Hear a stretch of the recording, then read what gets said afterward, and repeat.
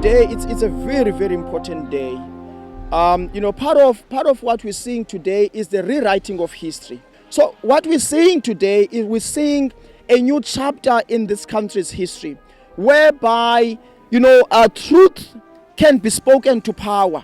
We are actually speaking truth to power right now, when we've actually pushed management of UCT to remove statues such as this one, statue that represents a very troubling past, a colonial past in which actually our people were murdered, our people were killed, our people were, issues of genocide, people were basically, destroyed in numbers because of the color of their skin. So our people were being dehumanized by people such as Cecil John Rhodes. And we're saying now today, it is the restoration of our people's dignity. So we are excited, of course. And this is a narrative that we as students are claiming, nobody else. Because we've pushed management to the point that they were left with no choice but to remove the statue. Of course, this is not about the statue. I think this is a message that must be understood out there. This is not about the statue. It's a victory for all black students because what Cecil Rhodes stood for has been deeply entrenched in society and has led to white privilege becoming the norm, whereas we're just trying to redefine. It's not only about the statue, it's about the institutionalized racism. It's about the fact that black, lives don't matter. It's about the fact that I've had, few black lecturers teaching me, whereas we have very gifted, and astute academics who are not given that opportunity. So this is victory for all of us.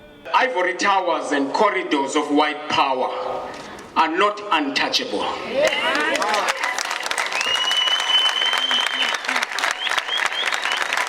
Now, the heroic act of Tumani Makwele, which sparked a tidal wave of solidarity from UCT to Oxford University, from Rhodes University to Columbia University, this act has helped demystify colonial enclaves of white dominance, all disguises of white power, and the preservation of white privilege must fall. And I think going forward, people have been saying, what now? And will this be sustainable? I think for the fact that we've been here for a whole month, proves that it's sustainable.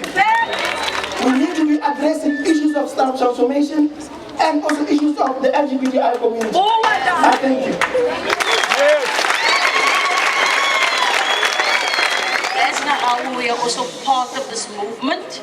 We are not just in solidarity, we are part of them. And like you've heard, I've almost staying here at Azania House. This moment is like really so overwhelming. Let me just allow me to say, wow, wow, wow. It's a day full of mixed emotions for various reasons, for various different people. We are declaring today that the spirit of oppression will no longer control us. We believe that the altar of colonialism is crushed and will not have no power over us.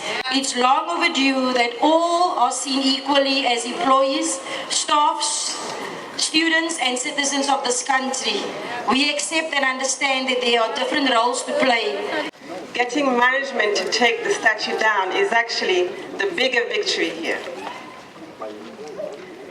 But we must remember that this campaign actually comes out of a long history of engagement by UCT staff, by UCT students, with the university administration to confront or deal with issues of transformation. And actually today for me, it marks a turning point in the struggle to decolonize our university. The fall of the statue signifies that the area of talk without action is done.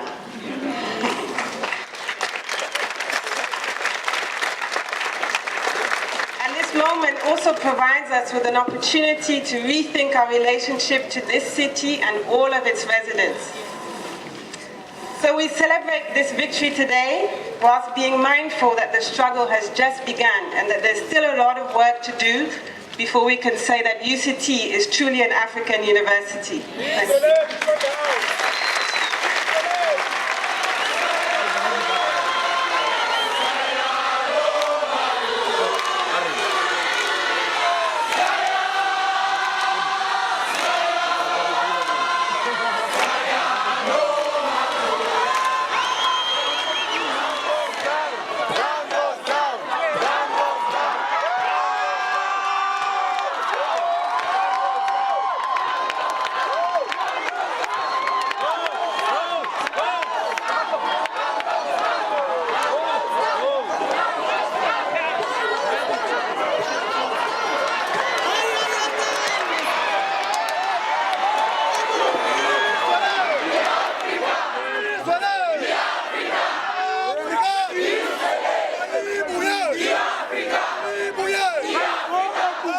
Nation!